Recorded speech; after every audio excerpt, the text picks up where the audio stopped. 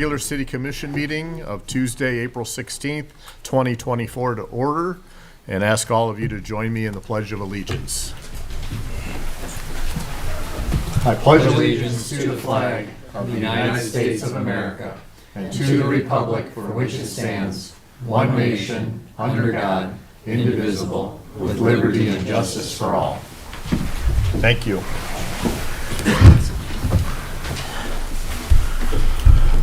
Roll call.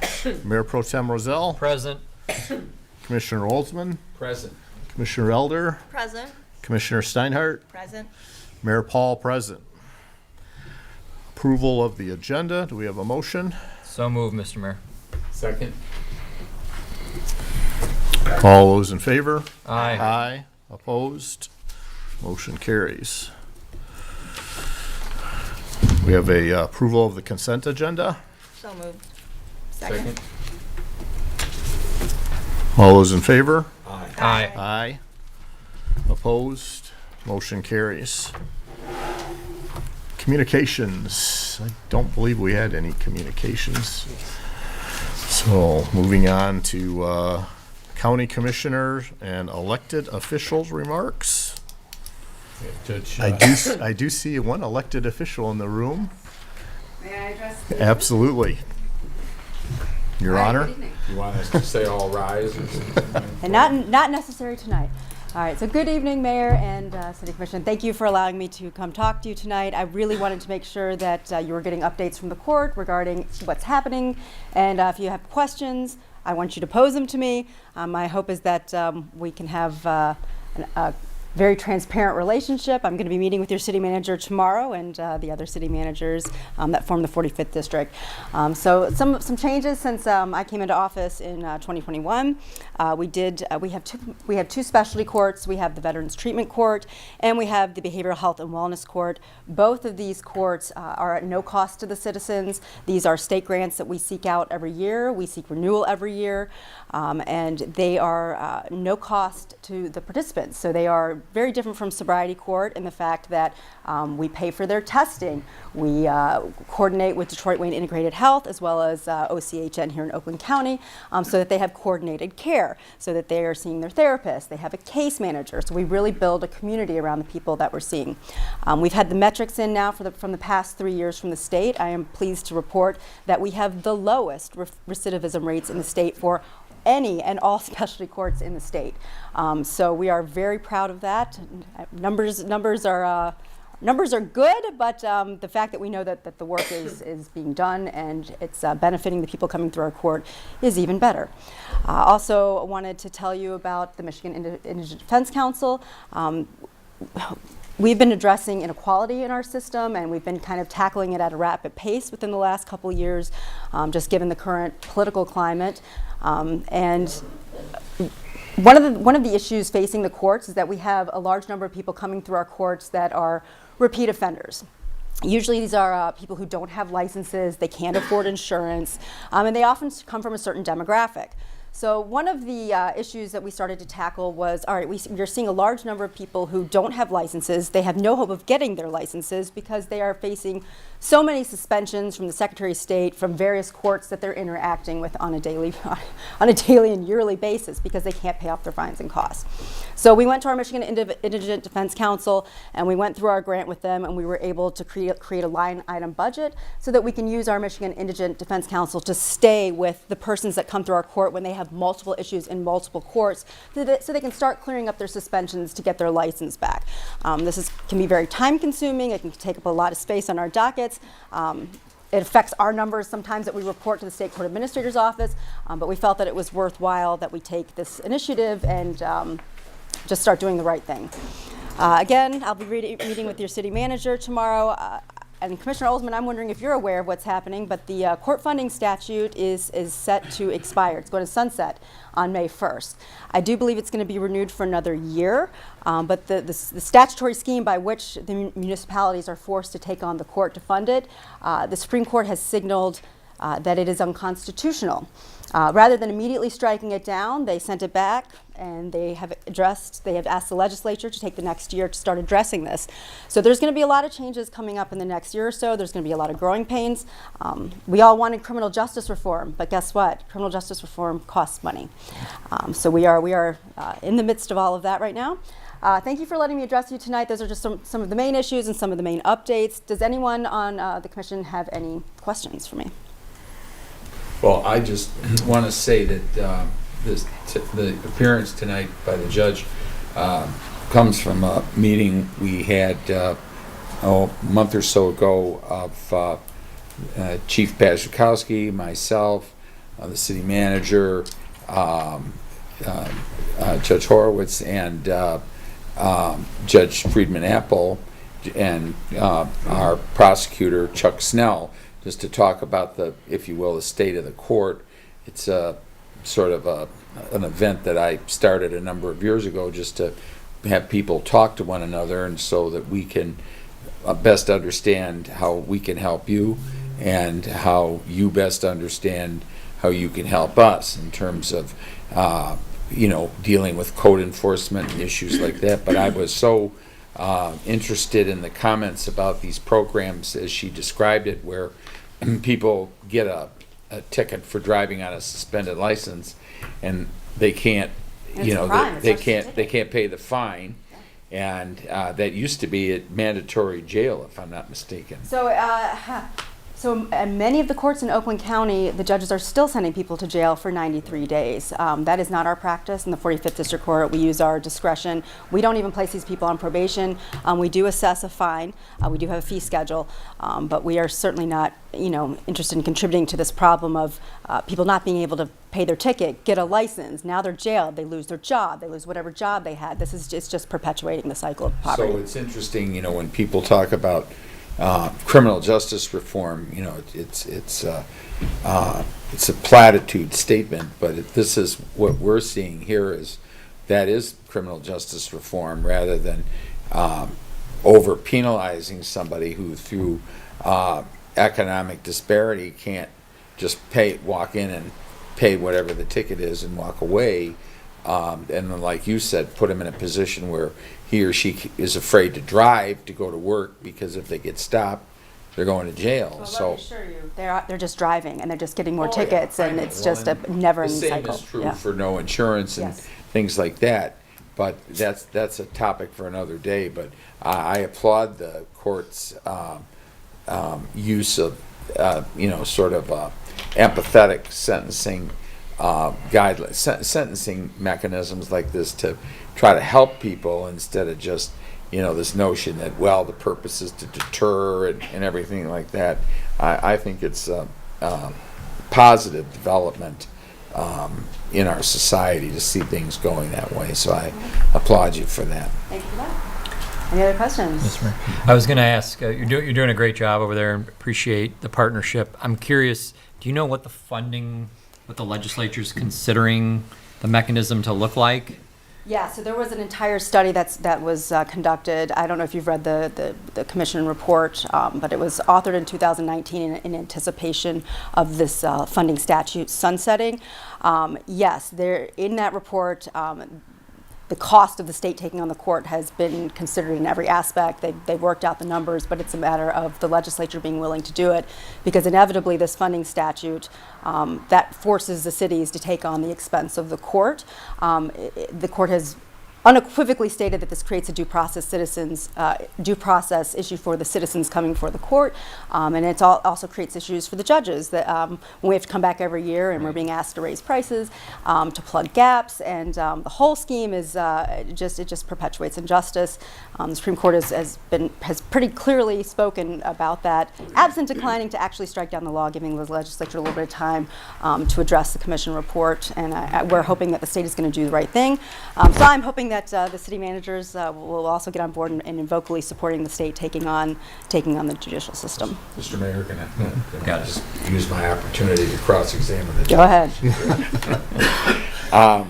With respect to with regard to the court funding, is that going to ease the pressure, if you will, on law enforcement with respect to funding the district courts through the issuance of civil In violations? 2017, the Supreme Court struck down quotas. So the police are no longer allowed to meet quotas, to issue a certain number of tickets, to provide funding. So what does this look like? And we're going to sit down with your city manager tomorrow and go through the numbers. I mean, we're talking about like $700,000 in less revenue coming in. This is a good thing, though, right? We don't want our police officers meeting quotas. It's wrong, and we know that it's wrong. And you know, the years that this was happening, just looking at all the data, we know that this is wrong. And again, we all want criminal justice reform, but somebody's got to pay for it, right? So this has created quite an issue, especially for the third-class district courts. Also, criminal justice reform, the packages that went through the legislature in the last 2 years, marijuana decriminalized, great thing, right? Except that was also it was a moneymaker for the justice system, and that's honestly that's the only way you can put it. There was no reason to be jailing people. There was no reason to be $5,000 fines. That doesn't exist anymore. However, that also was a significant form of revenue for the cities. Also, ticket writing is down. This is also just kind of the culture in the police departments right now. And also, a good thing, right? You want your police officers using their discretion and not just trying to drum up revenue. Also, what has happened is there's a whole class of crimes now that after 5 years, they just get wiped off your record. Okay, so these like driving while license suspended, these the nonviolent offenses. Also a good thing because people can't get jobs. For driving while license suspended, that's on the record. It might prevent people from seeking employment or getting employment. So now we have a law that automatically expunges them after 5 years. But guess what? If they owe fines and costs to the court, they magically disappear also. So if they wait, the legislature didn't think about this when they passed the law. So we've been ordered by SCAO, even if there are bench warrants, even if they absconded while they were on probation or because they didn't pay off their fines and costs, their bench warrant vanishes. So again, we all wanted criminal justice reform, but it comes with a price tag. So these are issues we're going to have to start realistically addressing in the years to come. Any questions based on that? Thanks for coming tonight. Yeah, thank you very much for coming. Thanks for keeping us updated. Doors open anytime. Thank you. All right. Proclamation. We do have one proclamation this evening. It's a proclamation of the City of Huntington Woods recognizing Arbor Day and Earth Day in the City of Huntington Woods. I'm just going to touch on a couple of the whereases in here. Whereas Arbor Day began in 1872 and is now observed annually in April throughout the world. Trees are important. A part of Earth Day celebration, observed annually on the last Friday in April. Whereas the City of Huntington Woods, a Tree City USA recipient, for 36 years celebrates Arbor Day by planting new trees on cities' right-of-ways, in city parks, and in common areas. Now therefore be it resolved that the City of Huntington Woods does proclaim April 22nd, 2024 as Earth Day, and April 26th, 2024 as Arbor Day in the City of Huntington Woods, and urges all residents to join the celebration by supporting the city's urban forestry program and by planting, nurturing, and protecting trees on both public and private property for the betterment of our community. Proclaimed at the regular City Commission meeting of April 16th, 2024, and signed by the mayor. Next up is public participation. This is an opportunity for the public to address the City Commission for an item that is not on the agenda. There is a sign-up sheet there on the podium. If you could please give us your name and address and write it on there. Come forward if you have a comment. I do, thank you. Name is Hal Stack, 13108 Talbot Avenue. You may recall at the last meeting I asked a couple of questions. You were either too shy or too embarrassed to answer them. And they then designated the city manager to respond. The first question, and I would ask the city clerk to please get my comments accurately reflected in the notes. My first question was, to what extent has the City Commission, after 2 years into the master plan, systematically reviewed the plan and made any adjustments or improvements to it? I understand. I have heard nothing that you've done that, so I assume that the case is that, in fact, you have not, as in the past, not done that. The second question I asked was what support the city had provided for the people of Ukraine, given your heroic proclamation a couple of years ago, the flying of the Ukrainian flag. I have found out that, in fact, the city commission wrote a letter to the MERS asking them to disinvest from Russia. MERS indicates that they have 0.5% of Russian investments in their index funds, and that they make their financial decisions based on their fiduciary responsibility. So in effect, you have done nothing to support the people of Ukraine since you wrote, showed the flag for 3 or 4 days and so forth. I want to just update you on what you were unable to answer last time. I also would encourage you to look at page 5 of your minutes, in which it says that Harold Stack questioned if there is any compensation provision for the loss of permeable surface, and which you voted for, whatever that conceivably means. So again, it would be great if the minutes were actually accurate. I never said that. It doesn't make any sense. Maybe at some point you could clarify what it is that is about. Thank you. Thank you.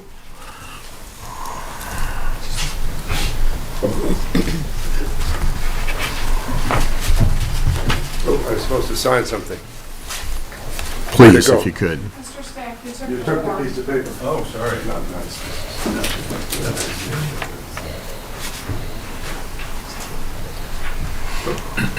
Still didn't sign Did you it. take the pen? Well, could be. Can I borrow this pen? Thank you. Complicated process here.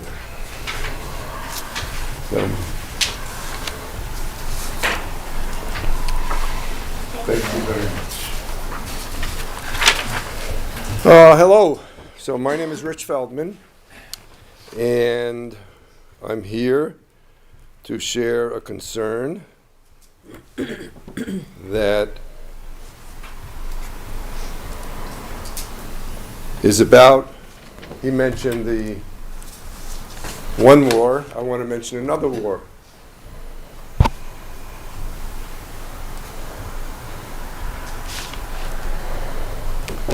And I know you're not a foreign body and you're not influencing foreign policy, but the posture does matter. As I said, I'm a Jewish American. I was raised in New York. I'm 75 years old now. I've been here since 1990. I was raised with pictures of the Holocaust, with the Adolf Eichmann trial. More than 30,000 people have died been killed in the last 5 months and 6 months by our silence in the United States supporting that genocide. I don't expect you to support a resolution for genocide, supporting a ceasefire, calling the need to go against the genocide. That would be way too much. But to find out that the library there was a meeting being held, a book club being held, whether it was protocoled or not protocoled properly, on a book called 100 Years, The 100 Years War, by a gentleman named Khalid.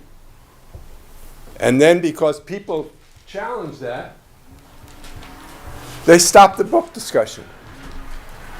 So I was raised seeing pictures of burning books. So we're not burning books in Huntington Woods. We're banning them by the conformity of the loudest voice. And that's a very deep concern I have for a community that says they're against racism, a community that says we want diversity.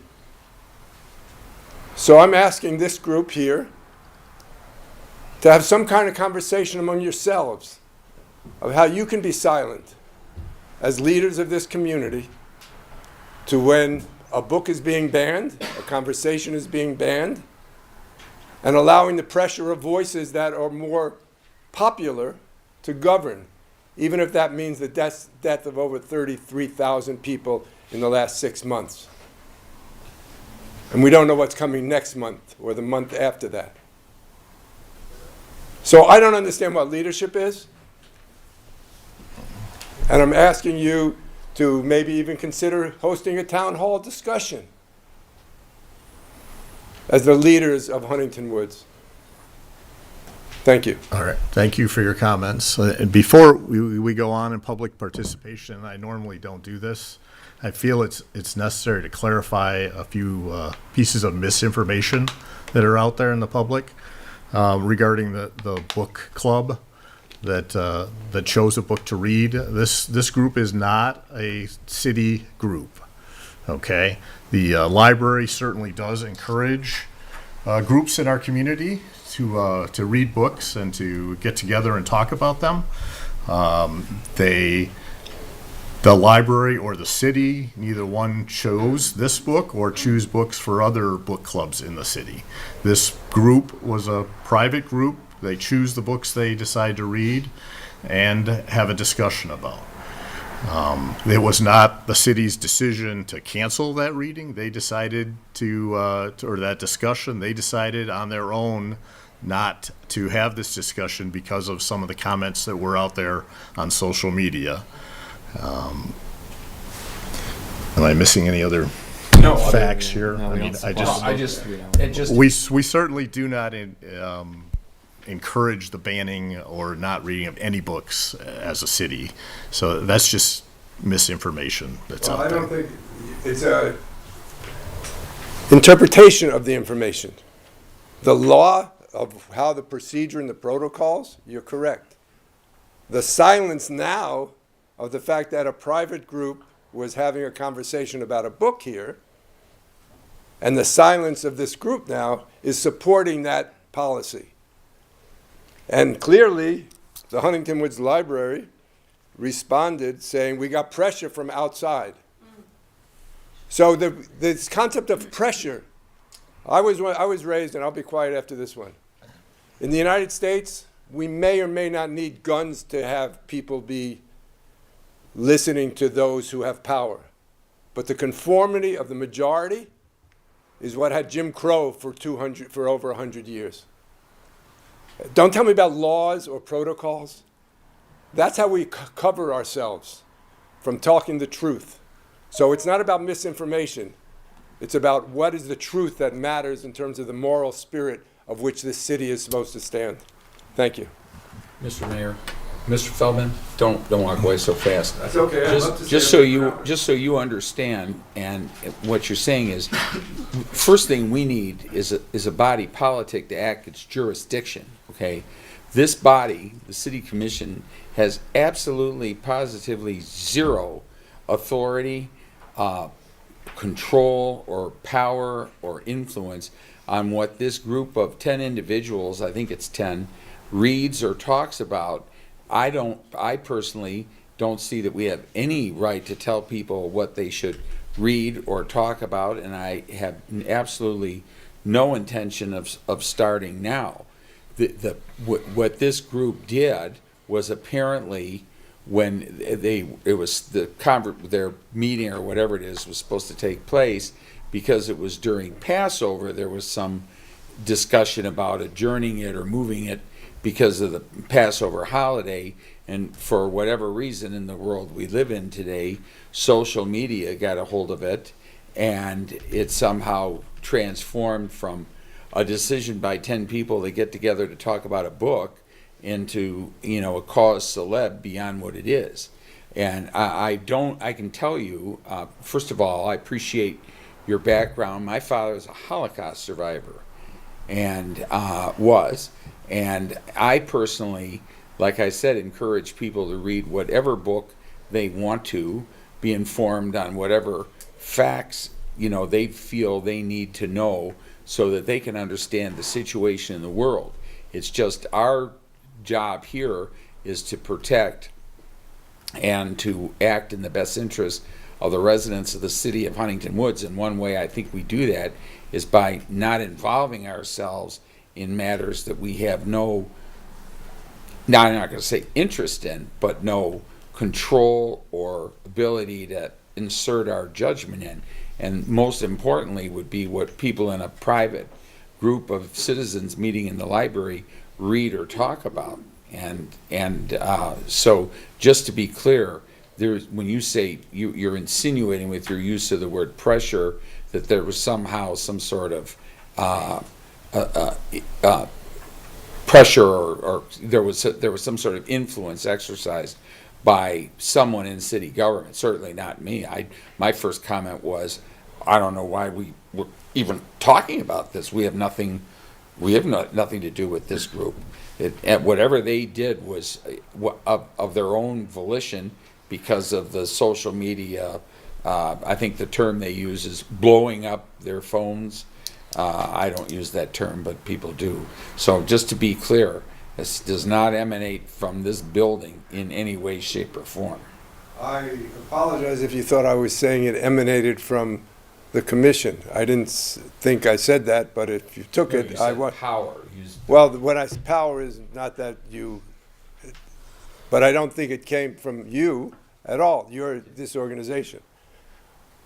This Or commission anyone and in this city city government. has supported the creation of an anti-racism committee. You probably have some discussions with the anti-racism committee. You get reports.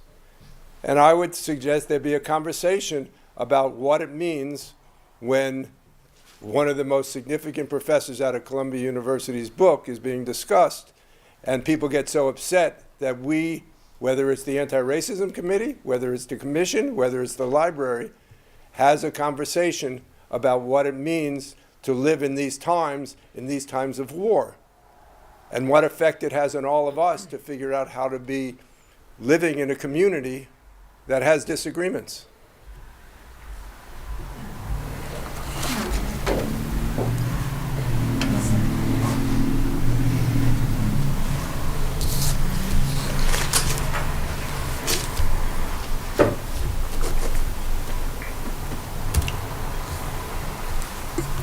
Good evening, Mayor and Commissioners. My name is Suhair Ghanam. I live on 13366 Victoria Avenue. I live with my husband. We have been living in Huntington Woods for around 27 years. We have been enjoying being here. We raised 3 children in this neighborhood, and we had very good experience with the neighbors. We never had any problem until lately. With one incident that we brought up to the attention of the Anti-Racism Advisory Committee, and they have suggested for us to come here and share it with you so you can be aware of it and possibly give us some ideas or feedback on how to proceed with it, because it's really bothering us as a family, and it's bothering also few members in this community because we feel we've been violated. So, as a result of what is happening in the Middle East, as we were saddened by the loss of lives on October 7th, we have been living trauma since then with the loss of lives in Gaza. We have family and friends who live there. We have family and friends who are here, and we're suffering day in and day out. I have friends who have lost many members in their families in Gaza. One, friend who lives in West Bloomfield, they lost over 100 relatives. It's really, really come home to us, and we have been grieving all this time, and it's not over yet. So we wanted peace in Gaza. So the last thing we did, we put a sign, a yard sign. It's a simple sign, peace with justice in Gaza. And 2 weeks later, we put the sign March 21st. 2 weeks later, the sign was stolen. And a neighbor witnessed that, few young people with hoodies, they came in the evening, in the dark. They parked their SUV down the street. They came, walked in on our lawn, and they took the sign and ran away in the SUV. We did file a report with the police, but since we are considering putting the sign again, I thought to bring it back to your attention and see if you have any feedback, especially like we feel like some members in this community are not able to express our grief in the way we feel appropriate for us, while others, there are hostage come back home signs that are there, and it is appropriate, and we feel, like this is their right, and we want hostages back, but at the same time, they are being honored, and their signs are kept on their lawns, while my sign is, being stolen. So I just, respectfully appreciate your feedback, and I appreciate your listening too. Thank you. Ma'am, you have every right to have that sign on your lawn. And if whoever it was that did, that's clearly trespass. This is not just confined to this current state of affairs, but in every election there's problems with people who, somebody's supporting one candidate, and somebody comes along and takes the sign and things like that. But you have every right to put, I hope you will put that sign back out, because it's your First Amendment right to do that on your front lawn. And no one, certainly no one here would lose sight of that fact, or your right to express that sign. And the difference with when you say about the hostages and things like that, we did have some issues with signage placed on public poles, that there's an ordinance that prevents that, because if you do that, then you have to allow both. It's not intended to squelch free speech. It's intended to not allow public, utility poles to become, look like they, Greenwich Village in New York with a million things all over it. But I'm sorry that happened, and I'm sorry for the loss of your friend's family and for everything else that's happened there. Since the October 7th, for everybody and everything, and for the world, because it's a terrible time and it's a terrible thing to bear witness to. And the problem is so complex that you can't even begin to talk about it, because it's so complex. But understand that I can't imagine anyone here would be saying, good, I'm glad somebody took. It's your right to express your view, and I fully support that. So I just a follow-up question, if I may. Like if somebody is caught, like if we catch someone and we know that person who did that, as a police, if we report that to police, how would they be? Is there what is the procedure for? Will they be arrested and fined, or what is the ramification? Well, not arrested and fined, but they might be arrested, or they may be detained, or they may be issued a summons, or they may. There's a lot of ways they can do that. I'm presuming our city attorney here. I'm presuming it's a misdemeanor. Maybe I don't know. You should presumably ask the prosecutor, but it would depend on what they would charge. Yeah, it depends. Too bad Judge Horowitz left. She could have been. Answered that. There's criminal trespass. There's malicious destruction of property. There's various things that it could be. But at a minimum, it's trespass, and they don't have a right to do that. It's like somebody that my wife plants. Rose bush or something in front, someone goes by and says, I don't like rose bushes, and go, you don't have any right to do that. God, I hope not. But the other thing, Mr. Mayor, the other thing I would tell you could do is, if you do decide to place the sign back, you can let public safety know you'd like your address put on the patrol list, and they will routinely drive by while they're out on patrol, just to make sure. Any resident that has any incident at their home similar to that can request that, and then public safety will add you to the patrol list. Do you have a Ring camera? I was just going to ask her that. Do you have, a Ring camera? Yeah, it was hard, even with the Ring camera, with the hoodies. Yeah. You will not be able to see who are That's these why people. they were wearing hoodies. So they know what they were doing. They parked down the street. They did everything, so nobody can catch them. Even the neighbors saw them, but he couldn't do anything, because you can't identify them. Ma'am, nor frankly should they. It's not a good idea to engage and under these Right. circumstances. That's a police matter. If you see But they something, couldn't- say something. Yeah, they couldn't identify the car or the license plate Yeah, or anything because something. it was all the way Right. down the street. So that's the hard part about it.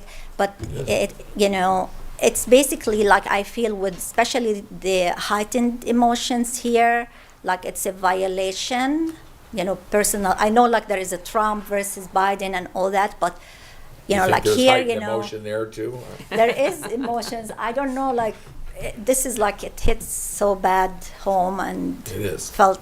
But thank you for violated. coming tonight. We appreciate your Thank you. sharing your view.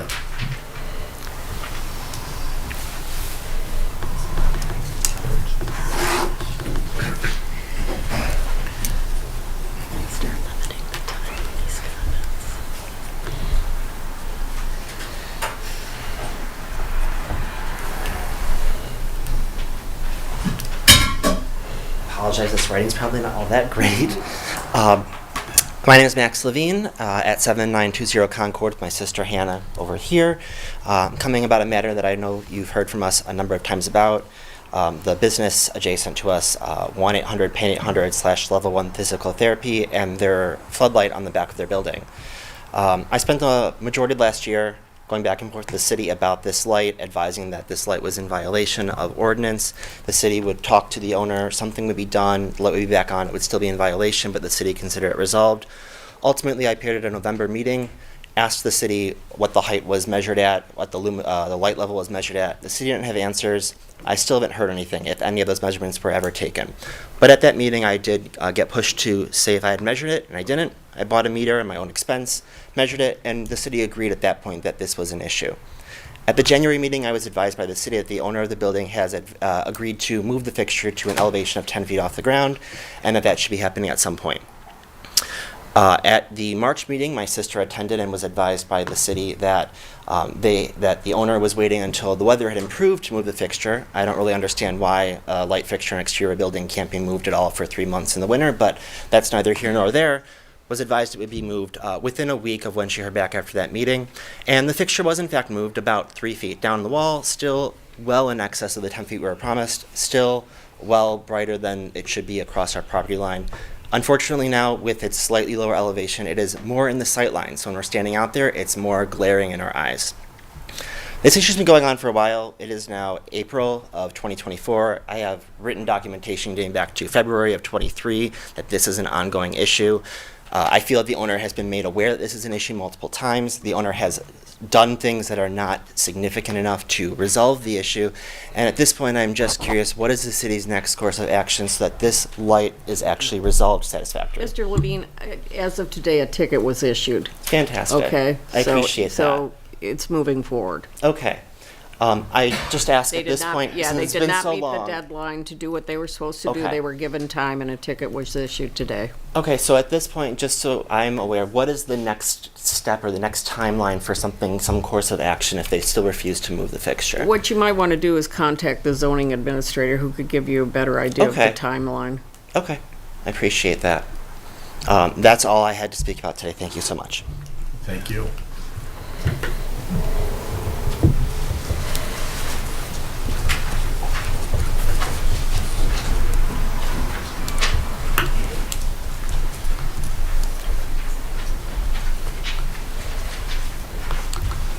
Yes, my name is Ray Burkott. I live at 10531 West 11 Mile Road. Most of you have seen me here because I've been in front of the commission before. Last time was July of last year. And since that time, I've had multiple communications and emails with the city manager and the mayor. And it's all concerning the parking lot at Green Gardens, I think they call themselves now, and the fact that it's now become a 24/7 public parking lot. When Sunny Skies owned it, part of the reason that I actually dropped my opposition was that lot was going to be chained off at night. Chained off at night and on the weekend when they weren't in business. It's no longer done that way. I did receive an email from the city manager today about that. Now, he talked to the Oh, well, before I go into that, since my addressing the commission last year, I have had a pickup truck that used that parking lot all day long decide it was a good idea late at night to pull out and drive right across my front yard, leaving a rut. That is something I've been cleaning up. It's still a little visible, but it's not as bad as it was. There's also been 3 or 4 parties from people across the street in Berkeley that have actually used the parking lot. I did call the police on February 17th, I believe. And a sergeant and a patrolman showed up to my door, and they told me that there's nothing they can do about it, that it's up to the city commission to do something. They also told me that the first thing out of their mouth was, "Who drove across your lawn?" So that's how noticeable it was. Since the city manager talked to the owner a few weeks ago, the activity underneath my window has picked up. Every Saturday before 8 o'clock in the morning, somebody is pulling in there and parking and getting my dog to go crazy because it sounds like they're right outside the door. This has to stop. It really does have to stop. So right now I'm coming here to put it back on record that it's a problem. I need this solved. The the parking lot itself actually is only 2 feet from my property line, 10 feet from my house. So everything that goes on in the beginning of that parking lot echoes through my house. And I'm asking you to do something about it. Thank you. Thank you.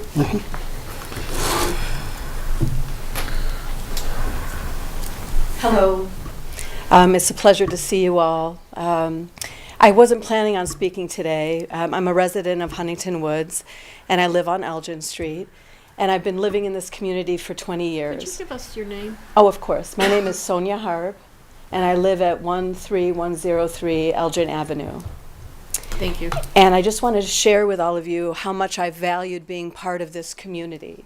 It's a very welcoming, open, progressive community, and I share progressive values with, the other residents and leaders in the community. And I wanted to speak in support of Suhair and the gentleman that spoke earlier from Jewish Voices for Peace. I think, I know that the City Commission doesn't have purview over the library's activities or what's a private citizen's event or activity, can't control expressions of violence or hate in the community. But I think it's important as a governing body to think critically and be reflective of what kind of community we want to cultivate and nurture here. And I just ask you to reflect on that and think about, how can we as a community, how can you as leaders in this community help promote feelings of safety, inclusion, respect. The Anti-Racism Committee is wonderful. The Peace and Justice group in Huntington Woods is amazing and very inspiring. I just ask you as a governing body to think about what steps you can take to help cultivate a culture of civility and mutual respect and empathy and support for all the residents of this community. And as a progressive community, to think about how to express those values, especially in this conflict between Gaza and Hamas and Israel and all of the people suffering in that region and that part of the world. What statement can we make as a community? What ideas and attitudes can we put out there to help promote peace and justice for all people in the Middle East and to create comfort and safety and support for the residents of this community, the diverse residents of this community?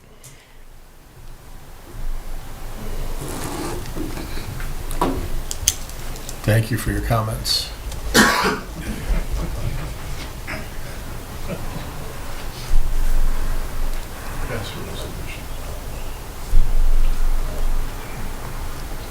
Thank you.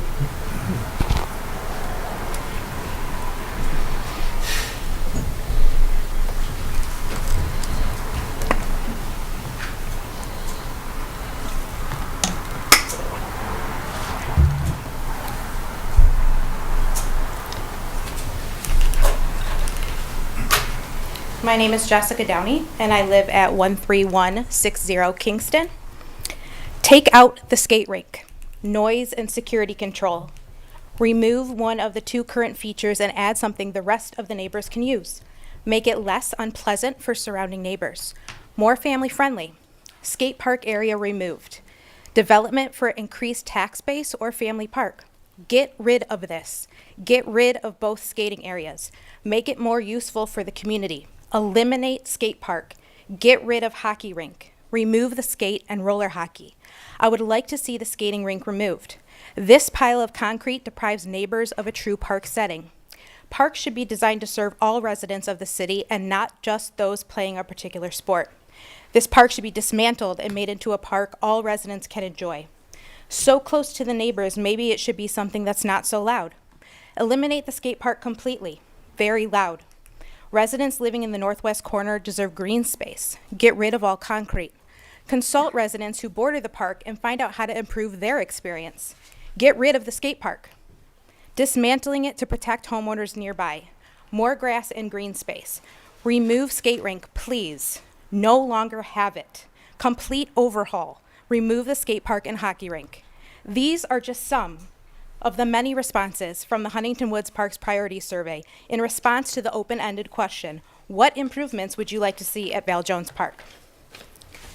The MKSK Parks Priority Survey revealed strong support for the removal or reimagining of the hockey rink and highlighted the significant issues at Val Jones Park. These findings align with the 2020 to 2024 Parks and Rec Master Plan, which identified underutilization of Val Jones Park and the community's desire for a redesign. Of the 124 responses in this survey, only 25% expressed support for maintaining the park as is or upgrading the hockey rink. However, a closer look reveals suspicious patterns in the responses. On February 12, 2024, from 10:52 a.m.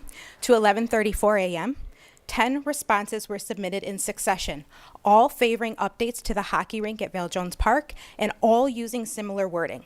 Additionally, 9 of the responses to this survey question came from individuals claiming to visit Huntington Woods rather than live there. It seems as though a coordinated effort was made, possibly through a group text or from a certain Facebook group, to influence the survey results. Notably, no other parks responses showed such a pattern. Even discounting these potential erroneous responses, support for updates to Val Jones Park or maintaining the status quo only reached 25%, while approximately 50% supported reimagining or closing the hockey rink. The remaining responses were not applicable or pertained just to the skateboard bowl. So why did Laser Sports Surfacing arrive to begin work on the hockey rink the morning of April 10th? Usually, city budget expenditures require approval from city administrators and commission. However, in all the public documentation from the last year, I couldn't find any RFPs or resolutions mentioning the current work by Laser Sports Surfacing. I'd love to know why that is. At the February Parks and Rec Advisory Board meeting, it was mentioned that Laser Sports was set to redo the rink in May.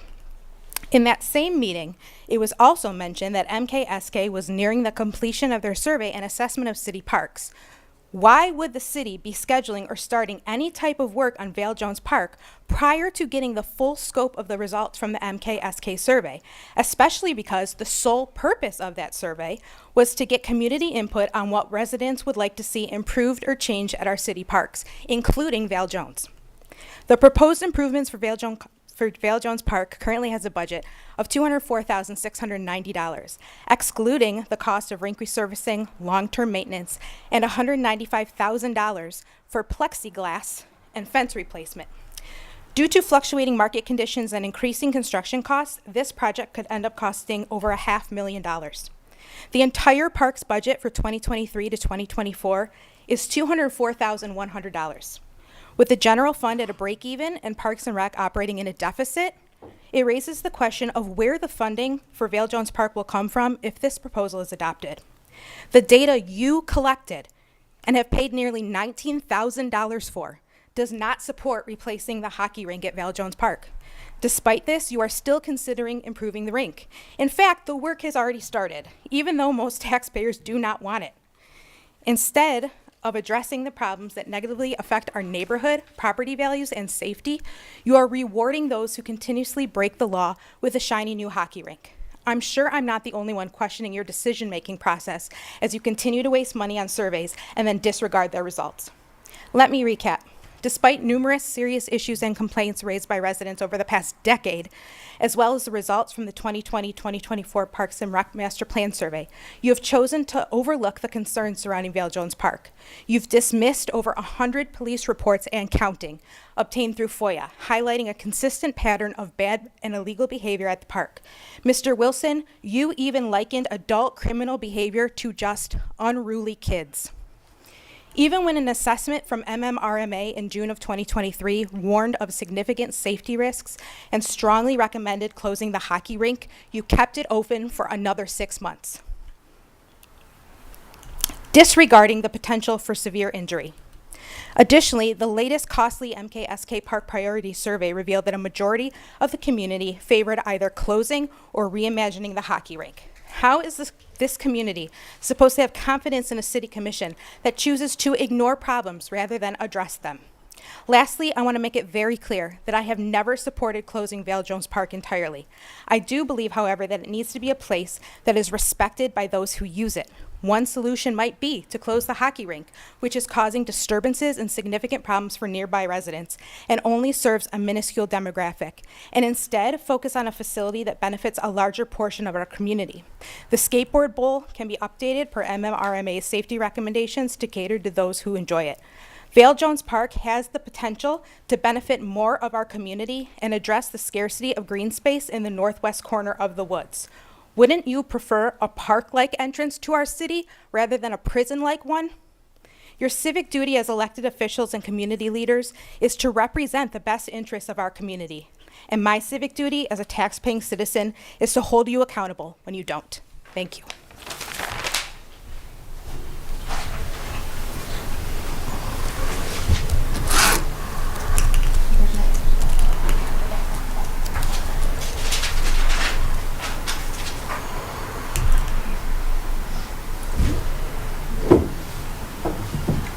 Good evening, everybody. My name is Sid Carden. I live at 13307 Vernon. I didn't really plan to speak, but I've been moved by some of our other speakers. And I wanted to talk specifically about the sign issue.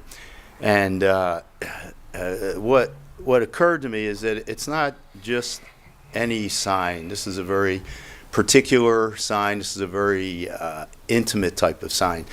If I had a political sign, a Biden sign taken from my lawn, I would probably be annoyed.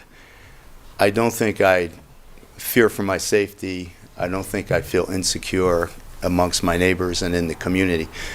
But there's such a strong, intimate connection between our Jewish and Palestinian citizens and the situation in Gaza. We have Israelis living here. We have Palestinians living here. We have families that I know who have relatives, their sons and daughters are in Israel. And the connection is so strong and so intimate and so personal that I don't want to put it just on the same level as a Bush v. Gore sign or something like that. So I just wanted to make that statement because I feel that this type of situation is more than an annoyance. It's more than illegal. It's designed to make people feel insecure. It's designed to make them feel fearful. It's designed to make them feel uncomfortable. Thank you.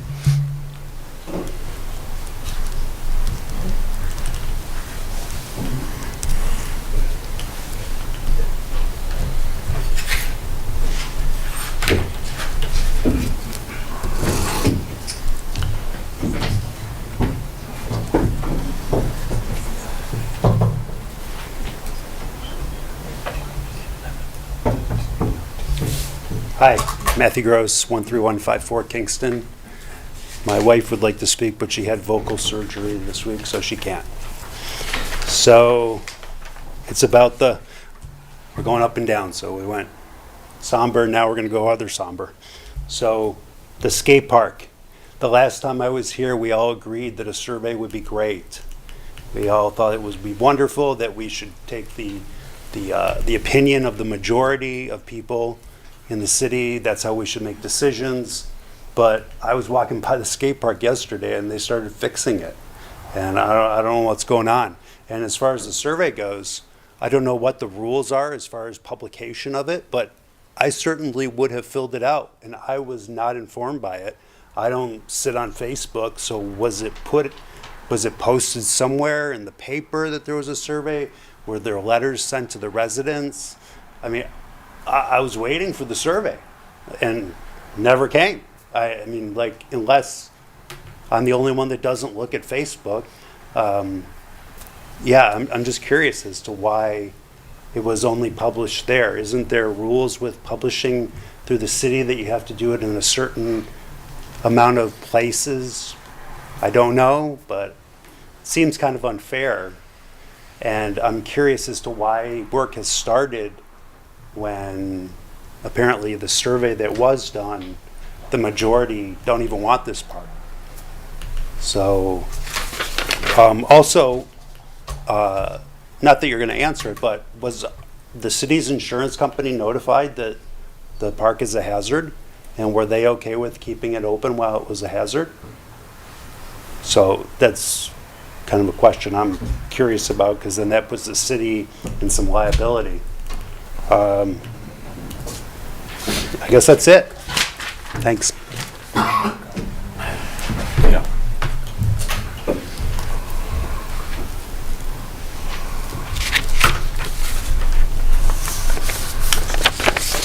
Bachelor 13317 LaSalle. So guys, questions have been posed about the skate park. Are you going to respond? It looks like a prison. I walk by there every day. There's trash out there. We're tired of looking at it. Respond. Do your jobs. Are you going to respond or not? This has become ridiculous. Jess has been working on this for like 4 years. I mean, come on. I've heard nothing from you, Michelle. Nothing from you, Jessica. Nothing from you, Joe. You guys don't live over there, so maybe you don't care. This is part of the problem is this is public comment. This is the part of the meeting that's for public comment. It's not for public debate. So typically, it's for you to express concerns you Okay. have or I got issues, it. and then administration will deal with it after the meeting. But everybody else got comments back in. Mr. Mayor, Well, Mr. Mayor? I think you've received comments before. Mr. Mayor? Mr. Batchelor? You want to not just run away so fast? I assure you, you I say know respond, and what I'm telling you is, we have to act as a body politic. We have to vote, okay? And we just got this study, okay? I assure you that there are diverse views on that skate park, and my own personal views maybe are fine, but I know that we thought it would be a good idea to get a survey. How valid the survey is obviously always open to question. I personally have my views about it,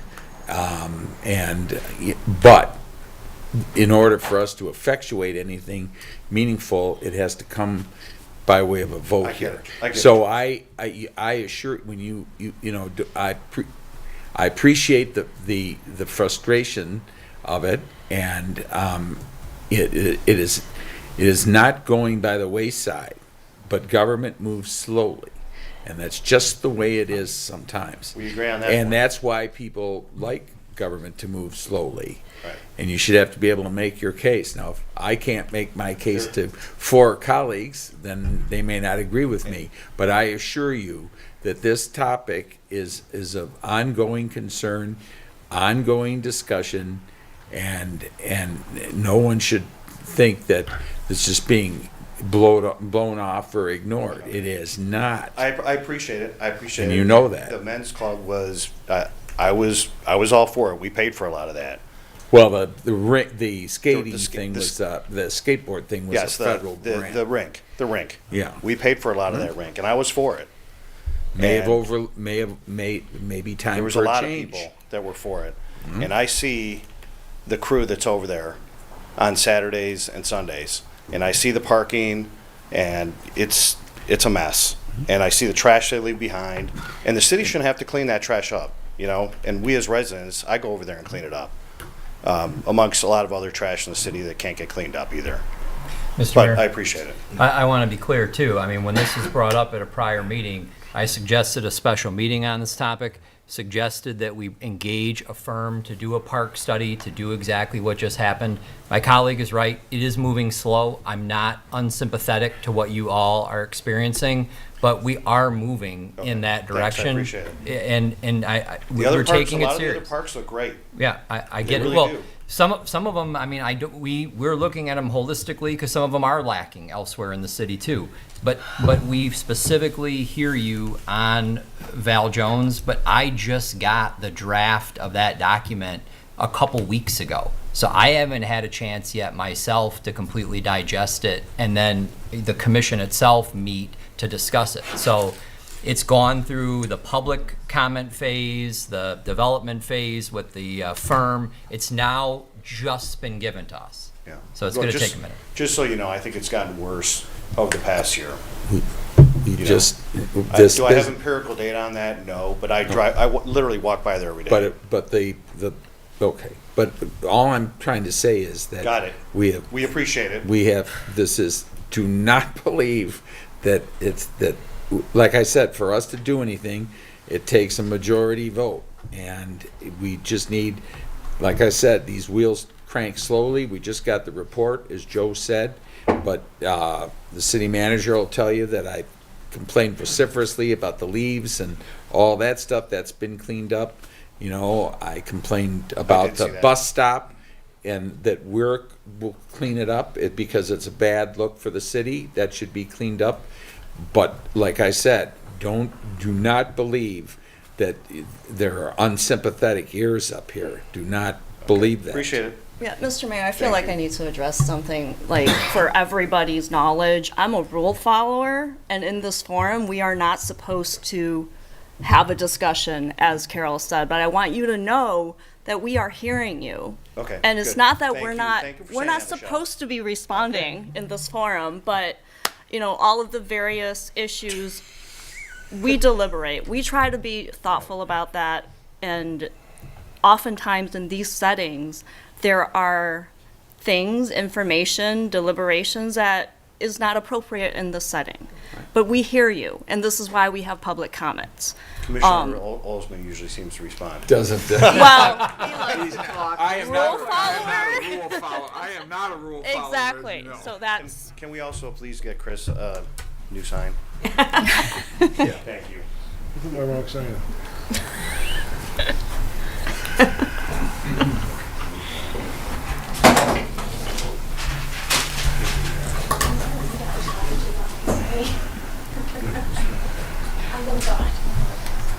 Whose sign is that?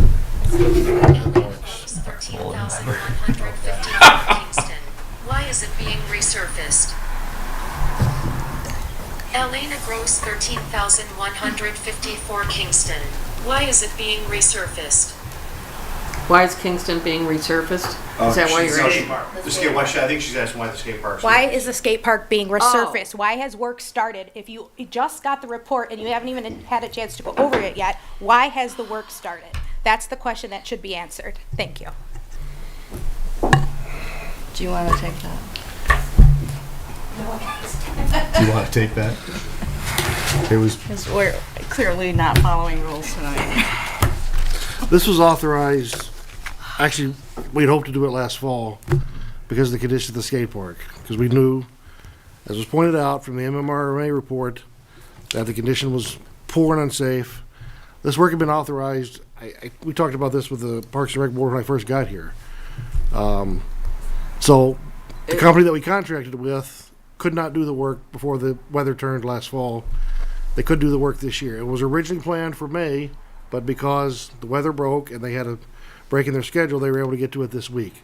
That's the only reason it happened this week. You have the report from MMRMA saying how unsafe the rink was. So at that point, it was either close it permanently and take it out, or if it's never going to be used again, it had to be resurfaced. This was nothing. I didn't think this was a surprise. It's a liability issue. Yes. It's a liability It was a issue. decision that was made last fall. Because, because Ms. Downey brought up the fact that it was unsafe, we had to either make a decision whether to get it in acceptable standards or close it. We didn't have time to decide what is the long-term goal of this property, so we decided to have it repaired so that it was safe. Yes. That is the work that is being done now.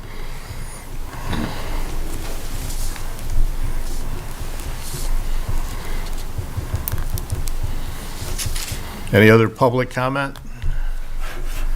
Seeing none, public participation is closed, and we'll move on to the regular items of business.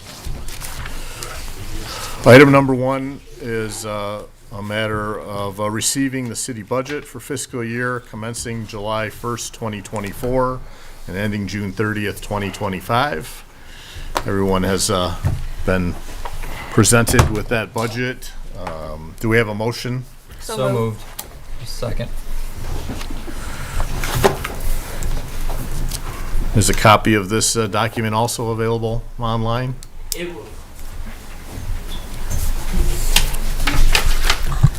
I usually wait to post it until after you guys had received it. It'll be posted in the morning. Any public comment? Comments or questions from the commission? Okay. Thanks for all the hard work. I'm sure that's been put into this. We'll have more comments and questions for you at our budget meeting coming up. So, all those in favor? Aye. Aye. Opposed? Motion carries. Include some baby pictures in here for us. Item number 2 is a matter of setting the public hearing for the 2024-25 city budget on May 21st, 2024. Do we have a motion? So moved. Second. Any public comment? Comments or questions from the commission? All those in favor? Aye. Opposed? Motion carries. Item number 3 is a matter of approving and authorizing city administration to purchase 2 canvas tents in the amount of $8,430.16 for the Parks and Recreation use this summer. Do we have a, I don't know. We have a collection of those tents. You've seen them at the 4th of July events. A couple of them have gotten quite in a state of disrepair. When they're stored over the non-use season, it's not uncommon for them to get mold on them. We have washed them off, but we have some mold spots that just aren't coming clean anymore, and the tents are just in poor shape. So they asked to purchase 2. There was this is the company we used before. We know they're quality tents, and by ordering it out, we did get a discount of a little bit over $650. So each one of them, they were under the purchase threshold as we were purchasing together with the shipping. I thought it was best to get this approved for me, so that's why the request came before you. Do we have a motion to approve? So moved. Second. Any public comment? Questions or comments from the city commission? All those in favor? Aye. Aye. Opposed? Motion carries. Warden Commission appointments. We interviewed Lois Primo this evening, who's applied for the Art and Garden Board. We have an opening on that board. Do we have a motion to appoint Lois Primo? So moved. Second. Any public comment? Comments? It should be a primo edition. All right. All those, any other comments from the commission? All those in favor? Aye. Aye. Opposed? Motion carries. City manager's report. Thank you, Mr. Mayor. It's quite a place you got here. I missed my kid's state cup game to be here for this. Wouldn't have missed that for the world. Good news, we were selected by the Detroit Institute of Arts as a community for their annual Inside Out program. If you're familiar with Inside Out, actually Arts and Garden Board applied for this last fall. Just had a press release Friday that we were accepted. The DIA takes works of arts that are on display at the DIA, brings reproductions of them out to the community, and displays them in various locations throughout the community. So there'll be 4 or 5 works of art that are replicas of what's on display at the DIA. There'll be tours that are put together as part of this. I don't know the other communities that are involved. Beverly Hills did this one summer when I was there. And we had stuff throughout the parks at various places, and it was quite well received. So there will be bike tours. There's a whole of summer events that will go along with this. So thanks to Amy Hood and the Arts and Garden Board, they put the application together, and we'll be working with them on locations, and we'll be publicizing this. DA will also help us get the word out on that. So again, thanks to them. That's a good event to look forward to this summer. Paving work on Lincoln is going to has started. Some preliminary work has started. That's moving forward rather quickly. We hope to get that. Weather has been cooperative early this spring, and we look to get that work done before we start some more of the impactful paving work, the complete rebuilds that are going to be done as council approved earlier on Ludlow, Meadowcrest, Sherwood this year. So we look to get the Lincoln work done, and hopefully I think should go smoothly. We have begun work on a lot of the landscape projects as the weather has been, again, cooperative early this year. Not completely completed, but largely completed. A lot of the bed cleanups, met with Great Lakes over that program. Very happy with their progress, at least on the beds around City Hall, what I've seen around the rec center. Scotia Park looks not where we want it to be, but better than it has been for I think for a while. I know they're working Alligator Park this week too, and I haven't been able to get over there and check that out, but I have had some positive feedback from the community who is noticing that. So we are finalizing a planting plan with them too. I know the weather's great now, but it is still Michigan, so we'll probably wait until mid to late May, as is typical for planting of annuals. But happy with the work so far with their cleanup, and I think they've done well. Just a couple other things. I've had a meeting today. SACRA, in conjunction with ROSAC, which is the SACRA for the communities west of us, Farmington Hills, Novi, Walled Lake, in conjunction with Oakland County, have been working on a disaster debris management plan. We had kind of our meeting on that today. It was exciting, as I just made it sound, but it is an important plan for those who have been around here when we've had disasters involving debris management, and that's really the intent of this, is to put together a plan. Oakland County's been helpful. Actually, Oakland County issued the RFP for us on this. So it shows Tetra Tech did the study. So the unveiling of the plan was today, and then ROSAC and SAC are going to work jointly on putting together a disaster plan, which sounds redundant since is that an oxymoron? You can't have a plan in a disaster, but you kind of can. And if we have something where we have a big debris, but we'll have more debris management sites. I think we'll be better prepared. A big thing to be prepared is just know how the FEMA reimbursement works. That's not intuitive. So we have some real forms already to put in place, memorandums of agreement, sample easement issues they put together for us. So it was impressive, and thanks to SACRA and ROSAC for working on that. And as that's finalized, I'll bring that to you. Also, the city of Pleasant Ridge has reached out to me. Jim Bruckman has the contract with the library that they have with us for the library. Still good for another year. It's still good through, I think, June 30th of 25, but they have a millage that they pay that with. They would like to see about taking that back to the voters to get it renewed this November. So we're looking at the contract language. City Attorney Rosati has it. Before, I know it would be a little bit early, but if we can get an agreement on another, probably a 5-year extension of that, will allow them to put that issue on the ballot before their voters in November. And I know it seems a little premature, but given the timing of the election, that might be coming forward in a couple of months. I've spoken with Deb about the terms of the Library Director Hemi about the terms of the contract. She's very happy with Pleasant Ridge as a customer. They've been a very good partner with us, and they're happy with our library services. It seems to be a situation that's working well. So look for that coming forward, I think, in the coming months. As the judge did indicate, we do have a meeting tomorrow for the 45th Circuit Court Management Committee. 45th Circuit, what did I say? District, excuse me. It's Arkansas, it's a circuit court. We're not in Arkansas. I know. City manager. I realize that.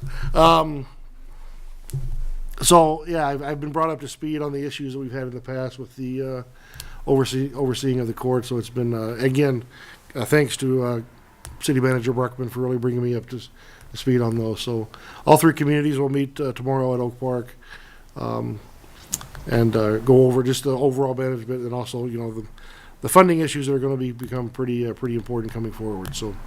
And I think she gave a very good summary of that. But yes, that is ongoing, and it's been a good history to get caught up to speed with the management of the court. So that's all that I have for right now.